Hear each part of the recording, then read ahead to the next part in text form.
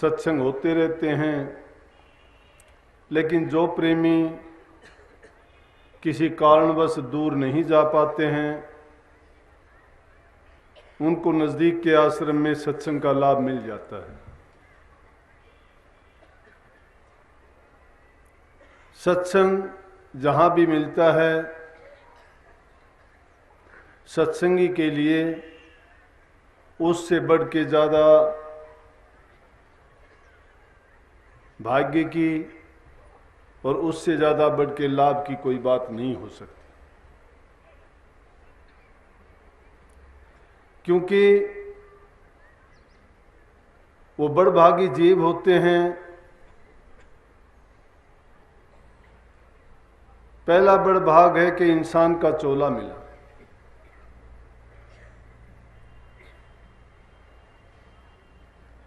नर समान नहीं कोने हु देही, इंसान के समान कोई भी दूसरा जीवधारी नहीं है। लेकिन इसका फल क्या है कि दे धरे का ये फल भाई, भजिए राम सब काम बिहाई। इंसान का दे धरने का मतलब एक ही है कि सभी कामों को त्याग के प्रभु की भक्ति करो। सवाल उठता है भक्ति हम क्यों करें? इसका जवाब है कि इसलिए करें कि ये चोला हमें और काम करने के लिए नहीं मिला। ये योनि दूसरे जीवों के मुकाबले सबसे उत्तम है, सर्वोत्तम। 84 लाख में जितनी चराचर के जीव हैं, सबसे उत्तम परमात्मा की कृति, उनकी बनावट इंसान को दी है। या यूं कहें तो अतिशोक्ति नहीं होगी कि परमात्मा ने अपना रूप इंसान को ही दिया है।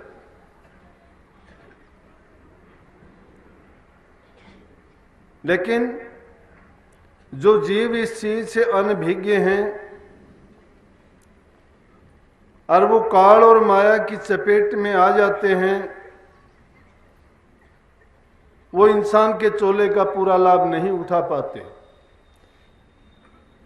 क्यों नहीं उठा पाते? शायद वो सोचते हैं कि हमें भी ये जीवन खाने पीने के लिए, आराम करने के लिए, संतान पैदा करने के लिए, बस इन बातों में पड़ के हम सिर्फ शारीरिक सुख को सुख मान लेते हैं, मन के सुख को सुख मान लेते हैं, लेकिन आत्मा आनंद को नहीं प्राप्त कर सकते। कोई भागी बिरले जीव होते हैं जो उस चीज की तड़फ रखते हैं। इसलिए मैंने कही थी ये बात भी कम नहीं है कि जिन लोगों को सत्संग की तड़फ है, तो वो भागी जीव वो है कि जिनको इंसान का चोला मिलने के बाद गुरु मिल जाता है और सत्संग मिल जाता है। रामायण में तुलसीदास जी ने लिखी है, बड़े भाग मानस तन पावा, सुर दुर्लभ सद ग्रंथन गावा। कि इंसान का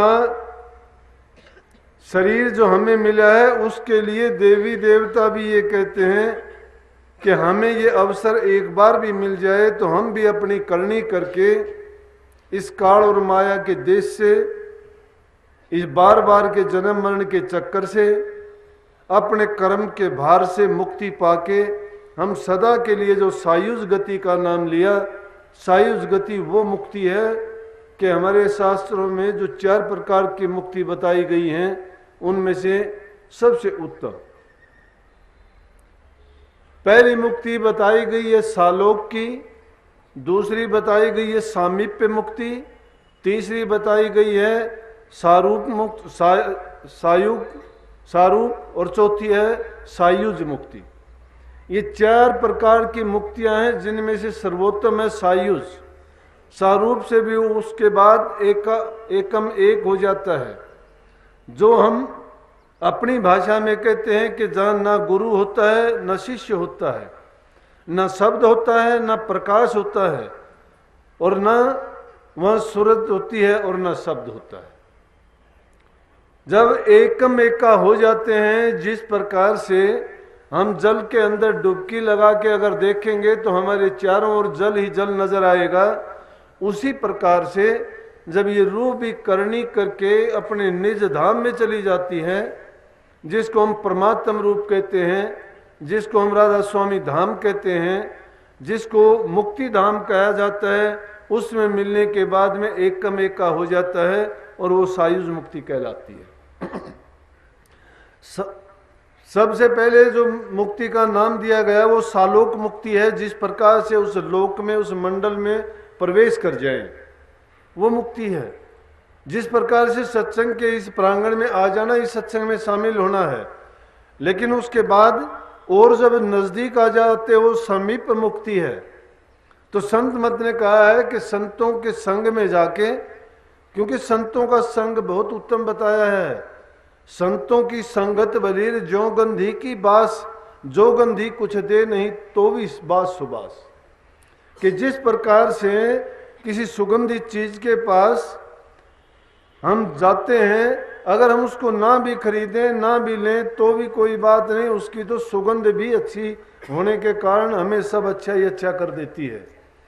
इसी प्रकार से संतों के संग में जब जाते हैं, हमारे विचार शुद्ध हो जाते हैं। विचार शुद्ध होने से हमारा अंतःकरण पवित्र होता है, मन दोष रहित तो दोष मुक्त हो जाता है। यही पूजा का अर्थ है, यही सत्संग का अर्थ है। आगे जाके उसी में कहा कि दे धरे का ये फल भाई, भजिए राम सब काम बिहाई, सोई गुणज्ञ सोई बड़भागी, जो रघुवर चरण अनुरागी। वही गुणवान है और वही भाग्यवान है जिसको परमात्मा के चरणों की प्रीत में लगन है। जिसको परमात्मा से लगन लग गई वो बड़भागी है, वही गुणवान है। और दुनिया के गुण, चतुराई, बल, धन, पद कोई काम नहीं आते। कितने ही आपके पास हैं। बड़ी खुशी की बात है कि कोई ऐसा भागी जीव होता है जो आके ये अपने विचार प्रकट करता है और ये जानना चाहता है गुरुओं से कि हमें वो चीज दो कि जिससे हमें आनंद प्राप्त हो। अभी सत्संग से पहले एक बहन आई मेरे पास, मुझे बड़ी खुशी हुई। उसने बेचारी ने नाम कहीं से ले रखा है, मुझे नहीं पता कि उसने कोई बताया, लेकिन कहती है कि जी मुझे जो आनंद आना चाहिए था वो आनंद नहीं आया। अब इन बातों में लफ्जों के चक्कर में पड़ोगे। अब जीव तो बेचारा अनभिज्ञ है, अनजान है, ये निबल है, अबल है, अज्ञानी है। एक नया जीव किसी गुरु के पास जाता है और उससे गुरु से चाहता है कि मुझे वो ज्ञान दे कि जिसके कारण मैं इस संसार के पचड़े से निकल जाऊं और फिर बार बार मुझे ये दुख उठाने के लिए ना आना पड़े। लेकिन जिसने अपने संसार को, अपने जीवन को, अपने संतान को, अपने धन को, बल को, चाह को, तमन्नाओं को, इच्छाओं को, वासनाओं को ही जीवन बना लिया है, वो इस संसार से नहीं निकलेगा। चाहे तुम गुरुओं के पास जाओ, चाहे उनके सत्संग सुनो, चाहे आप उनकी सेवा करो, चाहे आप कितने भी उनके साथ लगन लगाओ, क्योंकि जब तक हमारे विकार हमारे दिल से दूर नहीं निकलते हैं और चाह हमें नहीं होती है इसकी, और उस चाह के लिए होती है कि इंसान की श्रद्धा। अब कहने को तो कह देते हैं, बार बार हम इसी बात को दोहराते भी रहते हैं कि गुरु मेरा कल्याण कर देगा। मेरे अंदर ये नहीं, मैं कहता हूं कि आप इस चीज के लिए इतने ज्यादा उतावले ना बना करो कि आपको आज ही आनंद प्राप्त हो जाए, आपको आज ही शब्द की धुन सुननी शुरू हो जाए, या आज ही आप अपने नूरी गुरु को प्रकाश रूप में अंतर में जाके रूहानी मंडलों की खोज कर लो। अरे जिन्होंने खोज की थी, जिन्होंने ये ज्ञान प्रकट करके इन अज्ञानी जीवों के लिए बता दिया, उनकी मेहनत देखो, उनकी करनी देखो कि उन्होंने कितनी करनी की थी। और वो करनी करने के बाद में स्वामी जी महाराज की बात देखो कि जिसको कही है कि कलयुग में स्वामी दया बिचारी प्रकट करके शब्द पुकारी। ये दुखी जीवों पर दया करके ही तो वो उन्होंने शब्द को प्रकट करके बता दिया। नहीं, ये शब्द तो गुप्त था। संत मत से पहले ये शब्द गुप्त था, प्रकट नहीं था। और उसको प्रकट करने के लिए संतों ने अपनी कितनी उनको तप करना पड़ा, कितना उन्होंने त्याग किया और कितनी मेहनत और कितनी लगन की। उन्होंने हर चीज पर कितना अंकुश लगाया, अपने रहन सहन पर, अपने आराम पर, अपनी भूख निद्रा को काबू किया, इंद्रियों का दमन किया। आसान काम नहीं है। अरे हम तो सहज में लेना चाहते हैं, करना करना कुछ नहीं है। अपने बाहर की ऊपर की लीपा पोती भी, संसार के सभी आनंद भी, मन के सभी सुख भी चाहते हैं। इंद्रियों को भी हर प्रकार से छूट दे रखी है, कोई खाने में, कोई पीने में, कोई किसी प्रकार से जो भी उसको शरीर के लिए इंद्रिय सुख हासिल होता है उस सुख को जरूर हासिल प्राप्त करता है। और फिर चाहता है कि मैं उस शब्द को सुनूं। उसके लिए आदमी को बड़े एक धैर्य की, पक्की श्रद्धा की, त्याग की जरूरत पड़ेगी। लेकिन फिर भी गृहस्थियों के लिए उन महान पुरुषों ने, उन संतों ने करनी करके सहज में प्रकट करके कह दिया। इसीलिए मैं बार बार इस बात को दोहरा के कह दिया करता हूं कि ये संत मत कितनी सरल और सहज जीवों को वो मुक्ति का रास्ता बताता है कि भोग के साथ जोग दे दिया। क्योंकि हर युग में सारी चीजें एक जैसी नहीं है। आज अगर हम सतयुग के समय के मंत्रों को, वेदों में जो लिखी गई है उन बातों को आज अगर उनको हम प्रैक्टिकल रूप देना चाहें तो शायद वो नहीं कर पाएंगे। क्यों नहीं कर पाएंगे? जो जीव में उस वक्त ताकत थी, आज जीव में वो ताकत नहीं है। जितनी जीव की उस समय उम्र होती थी, आज जीव की उतनी उम्र नहीं है। जितना बल उस समय था अब नहीं है।